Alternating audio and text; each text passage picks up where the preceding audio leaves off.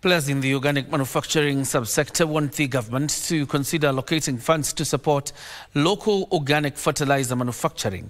Organic Fertilizer and Input Manufacturers Association of Kenya Chairperson Junnie Wangari says the subsector needs at least 50 billion shillings to improve and operationalize organic fertilizer factories. Kenya imported chemical fertilizer worth 67 billion shillings last year, representing a 21.3% drop from 2022. Players producing organic fertilizer say the import bill could be much lower if more funds were targeted towards increasing production of organic fertilizer.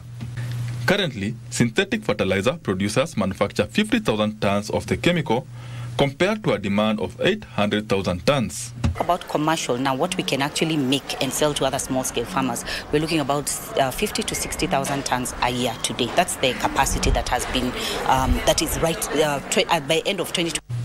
Sector players say at least 50 billion shillings is required to develop the sector and increase production. We need a tune of between $300 to $500 million for investment, for equipment, investment and warehousing.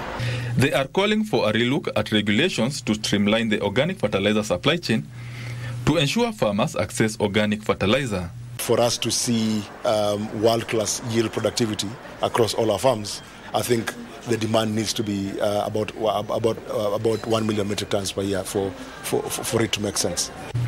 Financial institutions and development partners have been encouraged to consider advancing affordable credit to organic fertilizer investors to increase production. It's really important that we have this dialogue with the government to understand also the advantages of organic fertilizer for the local economy, for the environment in the long run, and to bring the public and the private sector side together. Experts in the agriculture sector say 13% of Kenya's soils are acidic, which translates to approximately 63% of Kenya's arable land, and there's need for more use of organic fertilizer to reduce effect of synthetic fertilizer on Kenyan soils. Benson Rioba reporting for Prime Edition.